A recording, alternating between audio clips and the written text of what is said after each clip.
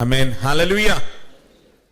सबको जय मसीह की, परमेश्वर के नाम की स्तुति हो कि प्रभु ने आज का यह सुंदर दिन हम सबके जीवन में दिया है कि हम लोग आराधना में एकत्रित हो पाए। इसलिए परमेश्वर का धन्यवाद देता हूं और आप सबका भी आज की इस प्रार्थना सभा में स्वागत करते हैं कि आपने समय निकाला है और परमेश्वर की आराधना के लिए आप सब उसकी हजूरी में उपस्थित हुए हैं। परमेश्वर आपको बहुत बहुत आशीष देने पाए।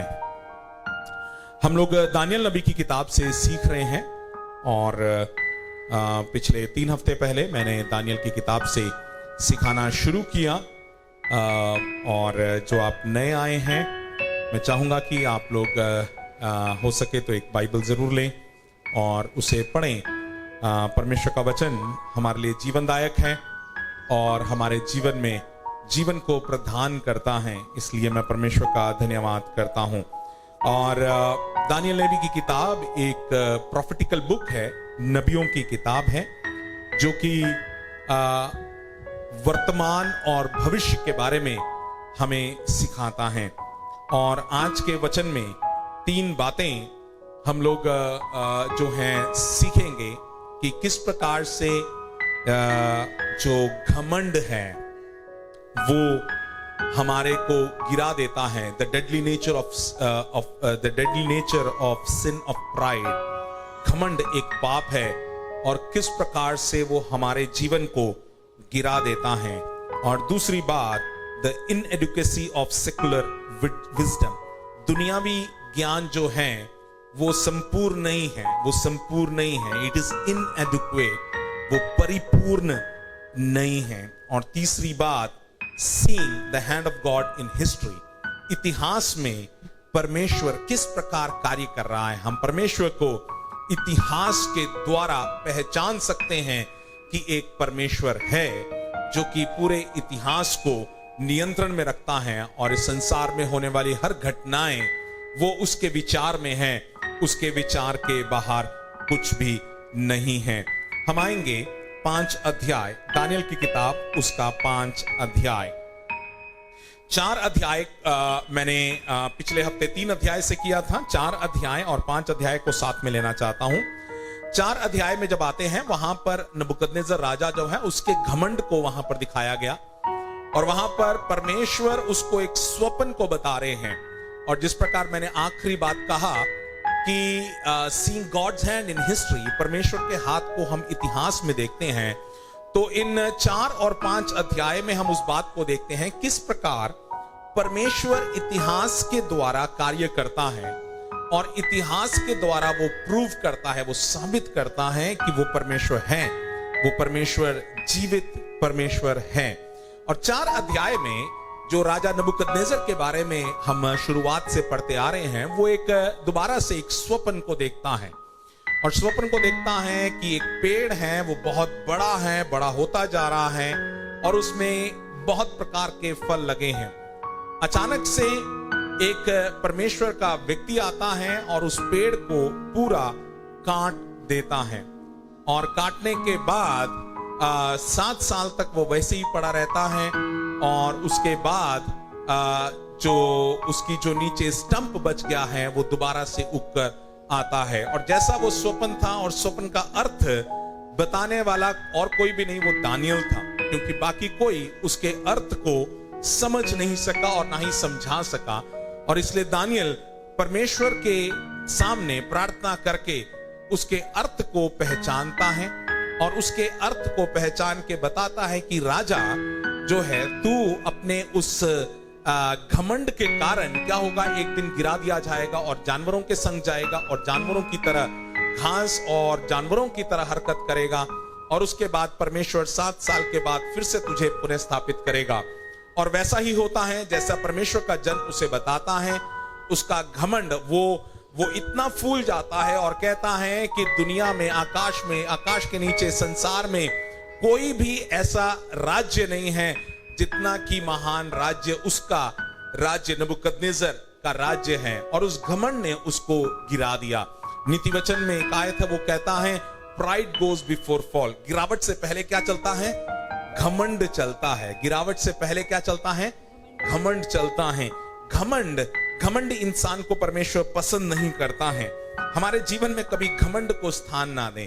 जहां जहां जब भी घमंड उठा है वो व्यक्ति हमेशा नीचे को गिरा है। घमंडी व्यक्ति हमेशा नीचे को गिरा। और यहां पर हम देखते हैं कि राजाओं का जीवन भी, यहां पर हम राजाओं के जीवन को देखते हैं किस प्रकार राजा जो हैं घमंडी होने के कारण क्या हो रहे हैं, गिर रहे हैं, विनाश हो रहे हैं और बिल्कुल व्यर्थ होते जा रहे हैं। 5 अध्याय में आएंगे। 5 अध्याय में जो राजा है वो बेलशस्सर नाम का एक राजा है, जो कि उससे ऊपर जो नबूकदनेस्सर राजा है उसके साथ रिश्ते में वो कहीं ना कहीं उसका पोता या परपोते के तौर पर वो आता है।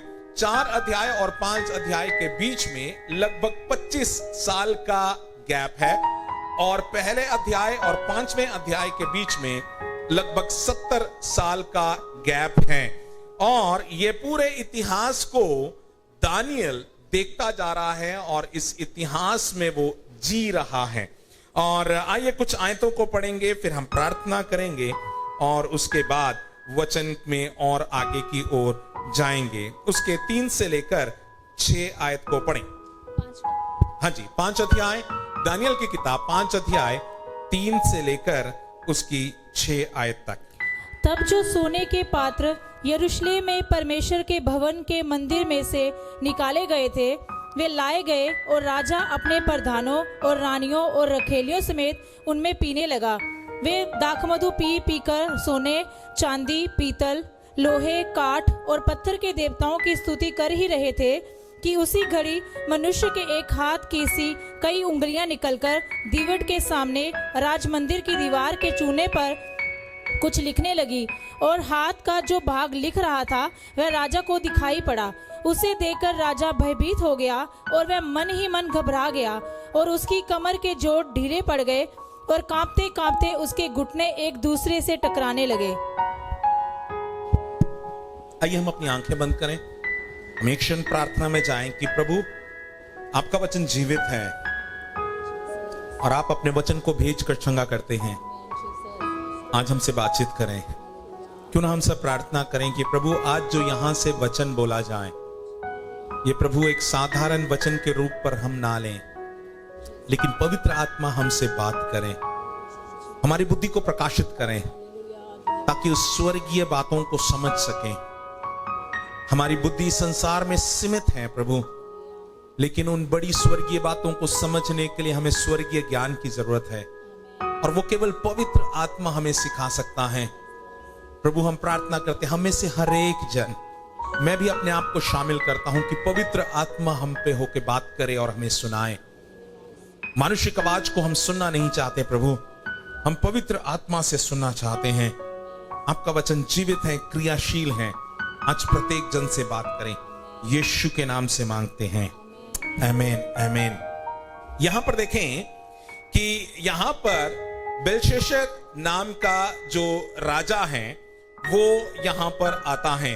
इससे पहले के अध्याय में नबूकदनेस्सर नाम का राजा है जो कि लगभग 43 साल की उसकी उम्र थी जब वो मर गया।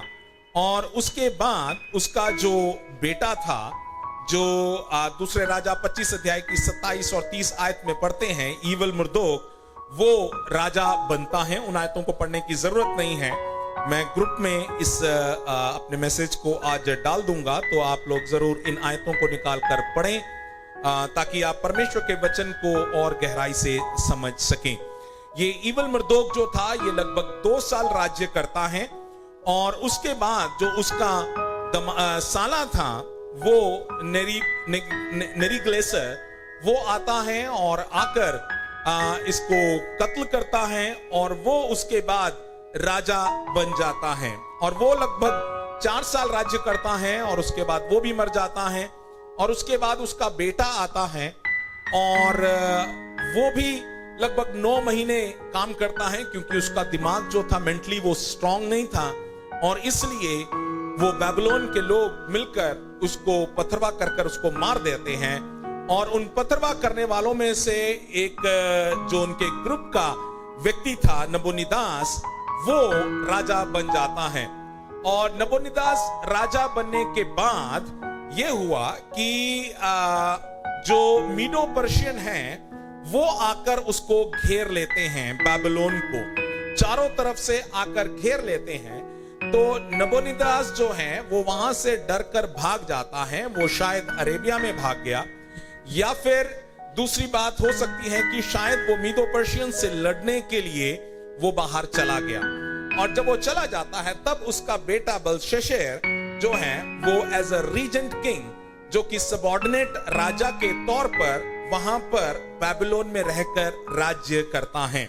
और जब जो हम घटना यहां पर पढ़ रहे हैं, ये एक ऐसा समय है जब बाबिलोन के चारों तरफ मीदो पर्शियन राज्य ने घेरा हुआ था।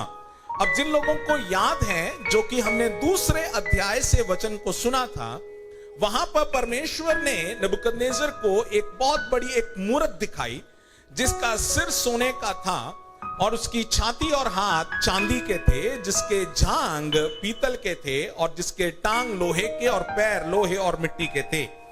अब ये वो ट्रांजिशन का टाइम है जो कि मैंने शुरुआत में जिस प्रकार कहा कि इतिहास में हम परमेश्वर के हाथ को देख सकते हैं। अब ये जब अध्याय आ रहा है, 5वें अध्याय, वो ट्रांजिशन का टाइम है जहां पर नबूकदनेस्सर का वो स्वर्ण राज्य खत्म हो रहा है। और इसके बाद इसकी आखिरी आयत में जब हम आते हैं तो हम पढ़ते हैं कि मीदो पर्शियन राज्य, जो कि परमेश्वर ने इस घटना से लगभग 60 साल 70 साल पहले परमेश्वर ने नबूकदनेस्सर को दिखाया था और दानियल के द्वारा अनुवाद करवाया था, वो घटना अब बिल्कुल सही साबित हो रही है। जबकि मीदो पर्शियन राज्य अब बाबिलोन को चारों तरफ से घेरा हुआ है और नबोनिदास जो राजा था वो शायद लड़ाई में चला गया या वहां से वो अरेबिया भाग गया, लेकिन वो वहां पर नहीं है। अब उसका बेटा जो है वो अब राज्य कर रहा है। अब देखें कि चारों तरफ से दुश्मन ने घेरा हुआ है और उसको घमंड अपने राज्य का था, क्योंकि जिस प्रकार मैंने पहले भी बात बताया है कि बाबिलोन उस समय अपनी चरम सीमा में था। उस समय का एक वर्ल्ड का सुपर पावर था और उनको लगता था कि शायद हमारे ऊपर कोई कब्जा नहीं कर सकता है। उनकी शहरपनाहें बहुत तगड़ी थी। उनकी जो चार दीवारें थी वो लगभग 27 किलोमीटर तक लंबी थी और उन्हें लगता था कोई इसको पार कर कर नहीं आएगा। और उनकी जो दीवारें थी, जो शहरपनाह की दीवारें थी, जो उनके गढ़ थे, वो लगभग 7 मीटर चौड़े थे। हम लोग 9 इंच की दीवार लगाते हैं, उनकी दीवारें कितनी थी? 7 मीटर चौड़ी थी। हाइट उनकी 28 फुट ऊंची उनकी हाइट थी। और उनके जो साइड में टावर्स थे उनके, जो कि 100 मीटर ऊपर वो टावर थे और वहां से उनके चौकीदार देखते रहते थे। अब बेलशस्सर को घमंड था कि भाई मेरी जो शहरपनाह है वो बड़ी मजबूत है, मेरा जो देश है बिल्कुल सिक्योर है, कोई मेरे देश के ऊपर हमला नहीं कर पाएगा। उनका जो फाटक था वो पीतल का फाटक था, लगभग जैसे कि कह सकते हैं कि बुलेट प्रूफ वहां पर उनका फाटक था कि उसको कोई क्रॉस कर कर या तोड़ कर अंदर आना मुश्किल है, घुस नहीं सकता है। वो अपने घमंड में फूल चुका था और घमंड में फूलने के कारण वो अब क्या कर रहा था? देखें उसकी पहली 2 आयतों को पढ़ें जरा, 5 अध्याय उसकी पहली और दूसरी आयत। बेलशस्सर नामक राजा ने अपने 1000 प्रधानों के लिए बड़ा बोझ किया और उन 1000 लोगों के सामने दाखमधु पिया। देखें कि हाइट ऑफ प्राइड, घमंड की सीमा देखें। देश तबाह होने की कगार में पड़ा हुआ है। देश के चारों ओर से दुश्मनों ने घेर के रखा है, लेकिन उसको परवाह नहीं है। और वो क्या कर रहा है? अपने 1000 जो ऑफिशियल्स हैं, 1000 उसके रॉयल लोग हैं, राजघराने के लोग हैं, उनको बुलाता है और उनको बुलाकर कहता है क्या करें? आओ असी की करिए, क्या करें? पार्टी करें, लेट्स हैव पार्टी। अपनी वो पार्टी वहां पर मना रहा है। पढ़ें जरा पहला और दूसरा है दोबारा से। बेलशस्सर नामक राजा ने अपने 1000 प्रधानों के लिए बड़ा भोज किया और उन 1000 लोगों के सामने दाखमधु पिया। दाखमधु पीते पीते बेलशस्सर ने आज्ञा दी कि सोने चांदी के जो पात्र उसके पिता नबूकदनेस्सर ने यरूशलेम के मंदिर में से निकाले थे उन्हें लाया जाए कि राजा अपने प्रधानों और रानियों और रखेलों समेत उनमें पिए। अब देखिए यहाँ पर उसके अंदर इतना घमंड भर गया, उसको अपनी ताकत का घमंड था, उसको अपनी सामर्थ का घमंड था, उसको अपने पैसों का घमंड था, उसको अपना घमंड था कि मैंने दुनिया भर के राज्यों से लूटपाट करके सोने चांदी सब कुछ अपने पास रखा है। किसी की उसको परवाह नहीं थी और वो वहां बैठकर अपने अय्याशी को करने लग पड़ा। याद रखें प्रियजनों कि परमेश्वर का वचन बार बार हमें बताता है कि अगर हम अपने घमंड में फूल जाते हैं तो जरूर एक समय आता है जब हम नीचे भी गिराए जाते हैं। आमीन, हालेलुया। और उतना ही नहीं, नशा एक बहुत बुरी चीज है। यहां पर ये राजा क्या कर रहा है कि सबको बुलाकर क्या कर रहा है, एक शराब की पार्टी चल रही है वहां पर। बाइबल नशे के हमेशा खिलाफ है। नशा हमारे जीवन को बर्बाद करता है। इफिसियों की पत्री उसका 5 अध्याय उसकी 18 आयत। इफिसियों की पत्री उसका 5 अध्याय उसकी 18 आयत। हाँ। दाखरस से मतवाले ना बनो क्योंकि इससे लुचपन होता है। दाखरस से मतवाले ना बनो क्योंकि इससे क्या होता है, लुचपन होता है। लुचपन होता है। दाखरस से मतवाले ना बनो, इससे लुचपन होता है। आज कई सारे घर या परिवार नशे में बर्बाद होते हैं। नशा घर को बर्बाद कर रहा है। यहां पर भी ये राजा की गिरावट का कारण ये मतवालापन बन गया। ये राजा की गिरावट, क्योंकि उसने जब शराब पी लिया उसके अंदर इतना घमंड। आखिरी में जब हम पढ़ते हैं वो कहता मेरे समान कोई भी नहीं है, मेरे राज्य के समान कोई भी नहीं है। वो नशे में इतना चूर हो गया। लिखा है कि क्या करता है, मतवालापन लुचपन उत्पन्न करता है। मैं कई बार जब ट्रैवल करता हूं देखता हूं कि किस प्रकार कई लोग शराब पी के रास्ते के किनारे पड़े हैं, कोई नाली के किनारे पड़ा हुआ है। कितने सारे परिवार ऐसे हैं यहां पर भी, और कई सारी परिवारों के बारे में हम सुनते हैं कि बंदा नशा करके घर में कैसी गंदी गाली बकता है, किस प्रकार बुरी हालात नशा उत्पन्न करता है। प्रियजनों, अगर हम नशे से चूर हैं या नशे से एडिक्टेड हैं, याद रखें यीशु मसीह हमारे लिए एक मार्ग है जो उसमें से हमें बाहर निकालता है। वो हमारे जीवन को उस गंदगी में रखे हुए रहना नहीं चाहता। यशायाह नबी की किताब उसका 5 अध्याय 11 आयत और 22 आयत। नशा परिवारों को बर्बाद करता है। हमारे देश को, हमारे राज्य को, पंजाब की बर्बादी का, जवानों की कई हालात खराब होने का कारण क्या है, नशा है। यहां पर हमारे पास कई जवान आते हैं जो कि नशे में चूर होते हैं। कई निकलना चाहते हैं, कई उसमें से निकलना नहीं चाहते हैं, कई उसी में इतने फंस चुके हैं कि वो निकल नहीं पा रहे हैं। प्रियजनों, आज आपके लिए एक उम्मीद का कारण बताऊं, यीशु मसीह हमारे लिए वो मार्ग है जो कि हमें नशे से निकाल सकते हैं। पढ़े जरा यशायाह नबी की किताब 5 अध्याय उसकी 11 आयत। हाय उन पर जो बड़े तड़के उठकर मदिरा पीने लगते हैं और बड़ी रात तक दाख मधु पीते रहते हैं जब तक उनको गर्मी ना चढ़ जाए। 22 आयत। हाय उन पर जो दाख मधु पीने में वीर और मदिरा को तेज बनाने में बहादुर हैं। देखें कि वचन कहता है हाय उन पर। क्या है? हाय उन पर। हाय, ये इंग्लिश वाला हाय नहीं है, ये हिंदी वाला हाय। पंजाबी जी की कहांगे ओदा बेड़ा कर गया है ना। किन पर हाय है? जो तड़के उठकर मदिरा पीने लगते। कब? सुबह सुबह उठते ही काम शुरू हो गया। सुबह उठते ही, बाकी उसको परवाह नहीं है। मेरे बच्चे हैं, मेरी बीबी है, मेरा घर है, परवाह नहीं है। कई बार शर्म आती है मुझे यहां से, जब मैं यहां से निकलता, हमारे कई जवान इस गांव के लगे होते हैं यहां पर पंग मलने।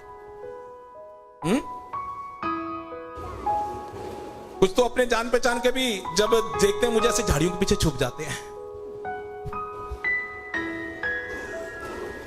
बुरी हालात, कुछ खा रहे हैं, कुछ व्यापार कर रहे हैं। हाय उन पर जो सुबह उठकर ही मदिरा की ओर अपने ध्यान को लगा रहे हैं। हाय उन पर जो दूसरों को मिलाकर दे रहे हैं। वही लिखा है, woe to them who mix wine for others. कई कहते हैं भाई साहब आप नहीं पीने, आप ऐसा ही दे देने कहे नो। नहीं, उन पर भी हाय। डैडी के पास रम का भी कार्ड है। मैं मशहूरी नहीं कर रहा कि आप लेकर जाना, मैं इसलिए बता रहा हूं इतने साल से है लेकिन कभी किसी को दिया नहीं है, ना ही खुद यूज किया है। जरूरत नहीं है। ना खुद पिए ना दूसरों को दें। कुछ लोग नशा लेते नहीं है, कहते कि नहीं मैं लेना नहीं, मैं दूसरे, या गांव में जो पंग मलते कहते नहीं आप नहीं खाने देते किसी ने दे देना, खर्चा पानी निकल जाता अपना। हाय उन पर, वचन क्या कहता है? हाय उन पर। बर्बादी है आपके ऊपर, बर्बादी है। अगर नशा आपके घर में है, आपके जीवन में बर्बादी है, बर्बादी है आपके जीवन में। परमेश्वर कहता है हाय उन पर। अगर परमेश्वर आपके ऊपर हाय कहता है, याद रख लें, उठ नहीं सकते हैं, उठ नहीं सकते हैं आप। ये राजा उस मदिरा पीने में एक्सपर्ट था, नशे करने में एक्सपर्ट था। अपने दोस्तों को बुलाता है, बड़ी पार्टी कर रहा है, उसमें वो चूर हो चुका है। और दूसरी चीज वो करता है, परमेश्वर के वस्तुओं की बेअब्दी कर रहा है। जब वो नशे में चूर हो गया, वो क्या करता है? जरा पढ़ें उसकी तीसरी आयत को, दूसरी आयत को। दाखमधु पीते पीते बेलशस्सर ने आज्ञा दी कि सोने चांदी के जो पात्र उसके पिता नबूकदनेस्सर ने यरूशलेम के मंदिर में से निकाले थे, यरूशलेम के मंदिर से, परमेश्वर के मंदिर से निकाले हुए बर्तन उन्हें लाया जाए कि राजा अपने प्रधानों और रानियों और रखेलियों समेत उनमें पिए। क्या करे? उनमें पिए। ये बर्तन कहां के हैं? परमेश्वर के भवन के हैं। ये बर्तन परमेश्वर के मंदिर के हैं। उनकी बेअब्दी करना, द सिन ऑफ सैक्रिलेज, अपवित्रता का पाप। कई बार हम लोग परमेश्वर के भवन की वस्तु और अपने घर की वस्तुओं पे अंतर नहीं समझते हैं।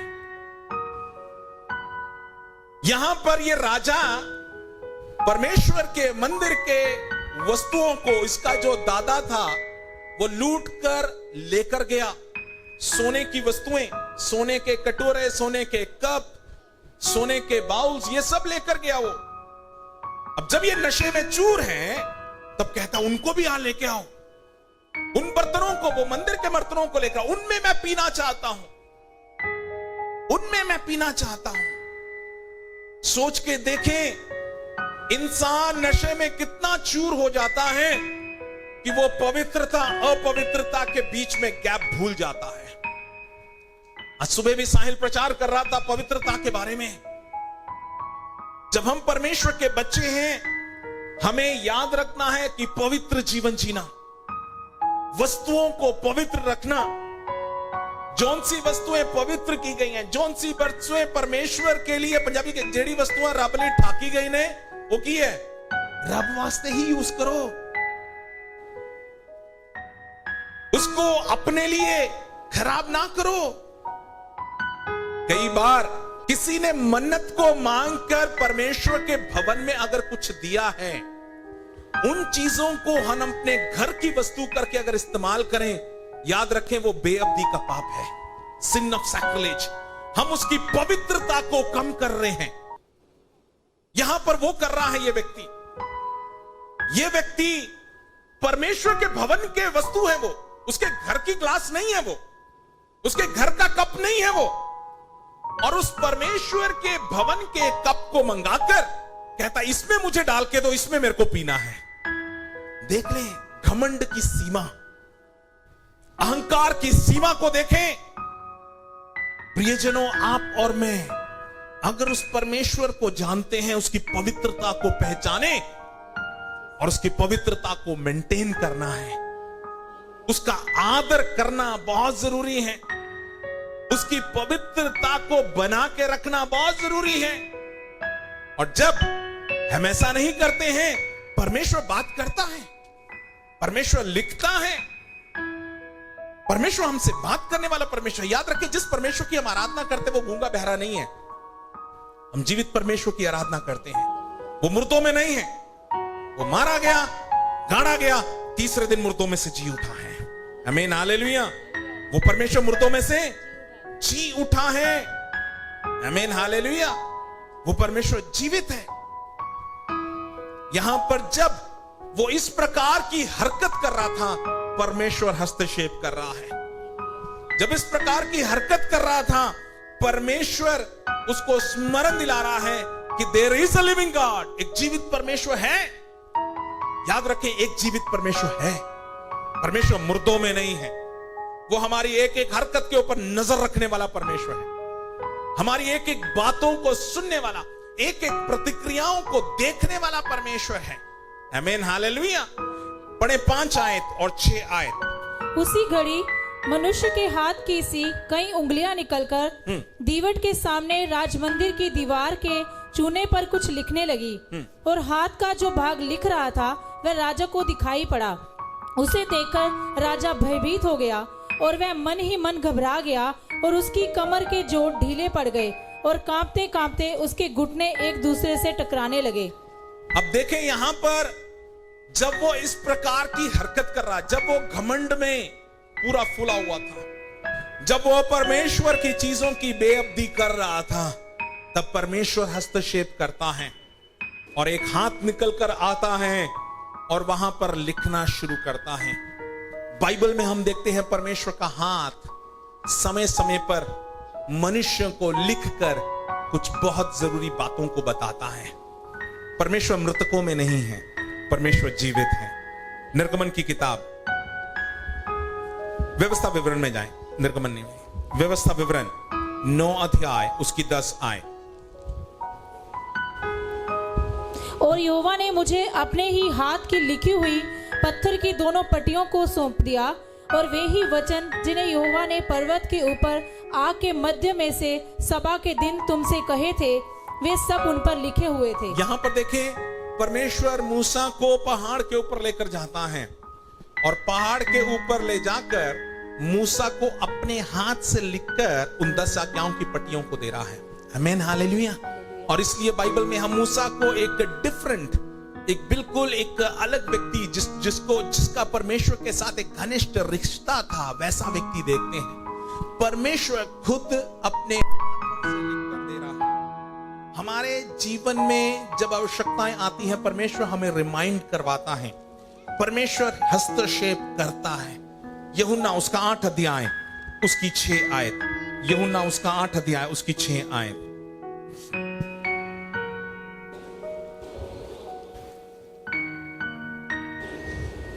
उन्होंने उसको परखने के लिए ये बात कही ताकि उस पर दोष लगाने के लिए कोई बात पाए, परंतु यीशु झुककर उंगली से भूमि पर लिखने लगा। यहां पर देखें, वही हाथ जो कि मूसा को आज्ञाओं को लिख रहा है, वही हाथ आज यहां पर जब वो उस स्त्री को उस व्यवस्था के अधीनगी में, उस व्यवस्था के अनुसार पथरवा करने के लिए लेकर आए, वही हाथ दोबारा से आज यहां पर लिखने लग पड़ा। और जब वहां पर लिखा, लोगों के मन कन्विक्ट हो गए। जब यीशु मसीह ने वहां पर लिखा, तो क्या कोई वहां पर दोबारा उस औरत के ऊपर पत्थर को मारा? नहीं, क्योंकि वो सामर्थी हाथ जब जिंदगियों में हस्तक्षेप करता है, तो क्या होता है? राजा के साथ क्या हुआ? यहां पर वो डर गया, वो कांप गया। हमारे जीवन में आज भी परमेश्वर हस्तक्षेप करता है, आज भी वो परमेश्वर हमसे बात करता है। जीवित है वो परमेश्वर, वो आज भी हमारे जीवन में बात करने वाला परमेश्वर है। यहां पर वो परमेश्वर का हाथ, वो स्वर्गीय हाथ उतरा और उसने दीवार में कुछ बातों को लिखा। 4 अक्षर यहां पर दीवार में लिखे गए जो कि अरामिक भाषा में थे। हालांकि ये अक्षरों का मतलब बड़ा सरल था, वो जानता था, इन अक्षरों के मतलब को वो जानता था, लेकिन उसका व्याख्यान वो नहीं जानता था। परमेश्वर कई बार हमसे बात करता है, उसको व्याख्यान करना पड़ता है, उसको और खुलासा करना पड़ता है। बाइबल से हम वचन क्यों समझाते हैं, उसको व्याख्यान करना पड़ता है। जब खोजा फिलिपुस के साथ जा रहा था, वो कह रहा था वचन को तो मैं पढ़ रहा हूं पर मुझे समझ नहीं आ रहा, लेकिन फिलिपुस ने उसको क्या किया, व्याख्यानित करके दिया। आमीन, हालेलुया। तो दानियल को बुलाया गया कि ये जो लिखा गया है ये क्या है। वो क्या लिखा गया था, उसकी 25 आयत को पढ़ें जरा। जो शब्द लिखे गए थे हाँ। वे ये है, मने मने तकेल और उपसीन। मने मने तकेल और उपसरीन, यहां पर ये 4 शब्द हैं। मने मने का मतलब क्या है कि तेरे दिन गिने गए हैं। तकेल का मतलब है तुझे तोला गया और तू कम पाया गया। और उपसरीन का मतलब है तेरा राज्य डिवाइड हो गया। जब ये राजा अपने घमंड में चूर था, जब ये राजा अपने ही उस नशे में डूबा हुआ था, परमेश्वर उसको स्मरण दिलाता है। तू सोचता है कि तेरा राज्य अनंत काल का है, याद रख कि तेरे पीछे तेरा दादा जो कि स्वर्ण राज्य के प्रारंभ को करता है, वो भी 43 साल की उम्र में मर गया। कई बार हम इतने घमंड में अपने जीवन को उभार लेते हैं, हम सोचते हैं कि आई एम इटर्नल, मैं अनंत काल का हूं। लेकिन परमेश्वर का वचन हमें याद दिलाना चाहता है, हम हर एक के दिन गिने हुए हैं। हम हर एक के दिन क्या हैं, गिने हुए हैं। अय्यूब की किताब 14 अध्याय, अय्यूब की किताब उसकी 14 अध्याय और उसकी 5 आयत को जरा पढ़ें। मनुष्य के दिन नियुक्त किए गए हैं, मनुष्य के दिन नियुक्त किए गए हैं और उसके महीनों की गिनती तेरे पास लिखी है। उसके महीनों की गिनती क्या की गई है, तेरे पास लिखी हुई है। अगर कोई मनुष्य सोचता है कि मेरा जीवन अनंत काल का है, वो मूर्ख है, वो मूर्ख है। परमेश्वर का वचन हमें बताता है हमारे जीवन की गिनती लिखी हुई है। We are limited human being. हमारे जीवन का पापमय स्वभाव हमारे जीवन को क्या करता है, वो हमारे जीवन को अवधि में बांध के रखता है। मनुष्य इटर्नल नहीं है। ये राजा ने सोचा मेरा राज्य बहुत महान हो गया है, मेरा राज्य क्या हो गया है, बहुत बड़ा हो गया है। लेकिन ऐसी स्थिति में परमेश्वर उसको स्मरण दिला रहा है। परमेश्वर उसको कह रहा है तेरे दिन गिने हुए हैं। यदि यहां पर कोई भी बैठा है, वो सोच रहा है कि मेरा जीवन इटर्नल है, मेरा जीवन अनंत काल का है, याद रखें परमेश्वर कहता है तेरे दिन गिने हुए हैं। याकूब की पत्री 4 अध्याय उसकी 14 आयत। याकूब 4 अध्याय उसकी 14 आयत। और ये नहीं जानते कि कल क्या होगा। सुन तो लो, तुम्हारा जीवन है ही क्या। तुम तो भाप के समान हो जो थोड़ी देर दिखाई देती है फिर लोप हो जाती है। मनुष्य किसके समान है, भाप के समान। भाप के समान है, भाप के, जस्ट स्टीम। वो प्रार्थना कहता है कि प्रभु हमें अपने दिन गिनने के लिए बुद्धि दे। पढ़े। हमारी आयु के वर्ष 70 तो होते हैं, और चाहे बल के कारण 80 वर्ष भी हो जाए तो भी उनका घमंड केवल कष्ट और शोक ही शोक है। वह जल्दी कट जाती है और हम जाते रहते हैं। तेरे क्रोध की शक्ति को और भय के योग्य तेरे रोष को कौन समझ सकता है। हमको अपने दिन गिनने की समझ दे कि हम बुद्धिमान हो जाएं। हमें अपने दिन गिनने की समझ दे। हम इस राजा के समान ना बने कि घमंड में हम इतने पागल हो जाते हैं, ताकत में, धन में हम इतने चूर हो जाते हैं। हम सोचते हैं कि वी आर इटर्नल, हम अनंत काल के लिए जीने के लिए आए। नहीं, इस दुनिया में आज तक कोई भी नहीं है जो इटर्नल अनंत काल तक है। लेकिन प्रियजनों, परमेश्वर का वचन कहता है हमें अपने दिन गिनने के लिए बुद्धि दे, ताकि हम बुद्धिमानी से जी सके। जितने दिन परमेश्वर ने हमें दिए हैं, कोई 70 है, कोई 80 है, कोई 100 है, जितने दिन हम इस संसार में हम बुद्धिमानी से जीने के लिए आए, परमेश्वर कहता है मैंने मतलब कि तेरे दिन गिने गए हैं। राजा ने सोचा मैं अनंत काल के लिए राज्य करूंगा, मैं हमेशा के लिए राज्य करूंगा। चारों तरफ से दुश्मन ने घेर रखा था, लेकिन यहां पर यह बड़ी पार्टी को कर रहा है घमंड के कारण चूर होकर। यह परमेश्वर के भवन की बेअब्दी को कर रहा है। इसको मालूम नहीं है कि इसके दिन गिने गए हैं। दूसरी बात, परमेश्वर कहता है तो तोला गया और कम वजन में पाया गया। जब परमेश्वर आपको तोलता है, आपका वजन कैसा है? क्या आपका विश्वास पूरा है कि नहीं? यहां पर यह व्यक्ति बाहर से दिखाने के लिए बहुत मजबूत था, लेकिन अंदर से खोखला हो चुका था। कई लोगों के हालात ऐसे हैं, बाहर से दिखाने के लिए बहुत ताकतवर, बाहर से देखने के लिए घर बड़ा सुंदर है, लेकिन अंदर खालीपन। देखने के लिए सब कुछ अच्छा है, लेकिन अंदर सूखापन। बात करने के लिए बहुत अच्छा लगता है, लेकिन मन बिल्कुल सूख चुका हुआ, हल्का पाया गया। हल्का पाया गया। क्या हमारा जीवन हल्का तो नहीं हो गया है? अगर हल्का हो गया है, परमेश्वर हमें बुलाता है। अगर हमारे जीवन की हम सोच रहे वैल्यू नहीं है, कई लोग हैं वो कहते हैं मुझे इससे अच्छा कि मैं मर जाऊं, मेरे जीवने का अब कोई मतलब ही नहीं है, जिंदगी हल्की हो गई है। लेकिन प्रियजनों, परमेश्वर के तराजू में जब आप तोले जाते हैं, आपका जीवन कैसा है, आपका विश्वास कैसा है?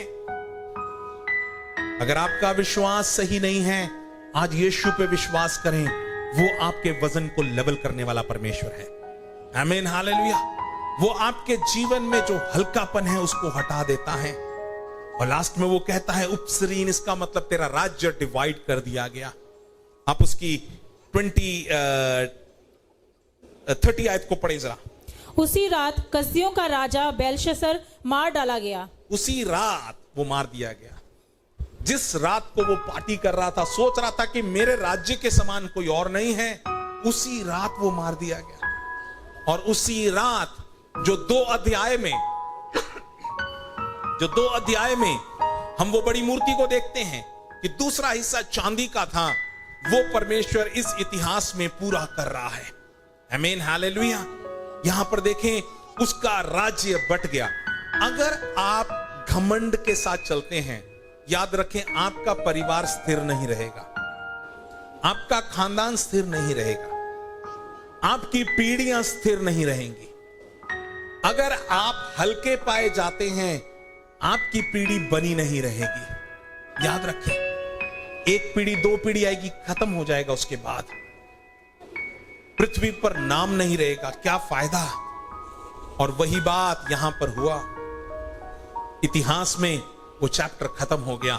साउल के साथ हम देखते हैं, साउल बिन्यामीन गोत्र का था, घमंड आ गया, राज्य का घमंड आ गया। इतना घमंड उसको चढ़ गया कि उसने सोचा परमेश्वर की क्या जरूरत है, मैं अपनी मर्जी कर लेता हूं। लेकिन परमेश्वर उसको हटाते हैं, बिन्यामीन गोत्र को ही हटा रहे हैं उस राजकीय पद से, और यहूदा गोत्र आ रहा है राजकीय पद में। प्रियजनों, आप और मैं उस परमेश्वर के अधीनगी में आ जाएं। वो परमेश्वर हमसे प्यार करने वाला परमेश्वर है। अपने जीवन के घमंड को त्याग दें। अगर आप नशा करते हैं, नशे को त्याग दें। अगर आपके जीवन में घर में खालीपन है, वो यीशु के पास आए, वो आपको भरपूर करेगा। आपको नशों के पास जाने की जरूरत नहीं है, आपको अपने आप को फुल होने के लिए नशों के पास जाने की जरूरत नहीं है। यीशु के पास आए, वो आपको परिपूर्ण करने वाला परमेश्वर है। आइए अपनी आंखों को बंद करें, हम प्रार्थना में जाएंगे। Thank you Jesus. वो इतिहास में परमेश्वर देखा गया, उस परमेश्वर ने इस इतिहास में अपने कार्य को किया। आज भी वो जीवित परमेश्वर है, हमारे इस इतिहास में भी वो परमेश्वर कार्य कर रहा है। घमंड ना करें, घमंड ना करें। आपके जीवन में कभी भी घमंड ऊंचा ना आने पाए। घमंड को त्याग दें। ये 2-4 दिन की जिंदगी है, ये नष्ट होती चली जाएगी। प्रभु से कहें कि प्रभु मुझे अपने दिन गिनने की क्षमता दे, बुद्धि को दे, ताकि मैं बुद्धिमानी से जी सकूं, आपके भय में जी सकूं। अगर आज आपका जीवन हल्का है, आपके अंदर खालीपन है, सूखापन है, यीशु के पास आए, वो आपको भरने के लिए तैयार है। उसका राज्य डिवाइड हो गया, खत्म हो गया। अगर आप घमंड में और परमेश्वर के वचन की बेअब्दी में चलते रहेंगे, आपका पीढ़ी, आने वाला भविष्य खराब हो जाएगा, आने वाली पीढ़ियां खराब हो जाएंगी। उस परमेश्वर का भय माने। स्वर्गीय पिता, मेरी प्रार्थना है आज जितने यहां उपस्थित हैं, आपके भय में आगे बढ़े, घमंड उनके जीवन में कार्य ना करें, कभी भी आत्मिक घमंड भी कार्य ना करें। वो प्रभु जमीन में लगे रहें, आपके छाया में बैठे रहें। पौलुस कहता है, अगर मेरे लिए घमंड करने के लिए कोई है, वो प्रभु यीशु मसीह है। हमारे लिए भी घमंड का कारण यीशु होने पाए और कुछ नहीं। दीनता के साथ उस यीशु के पास रहें। अगर हमारा जीवन हल्का है, आज यीशु के पास आए, वो हमारे जीवन को भरने के लिए सक्षम है, सक्षम है। प्रिय प्रभु जी, आज जितने भाई बहन यहां बैठे हैं, हर एक के ऊपर अनुग्रह करें, दया करें, यीशु के नाम से मांगते हैं, आमीन आमीन। परमेश्वर आपको इस वचन के द्वारा आशीष देने पाए।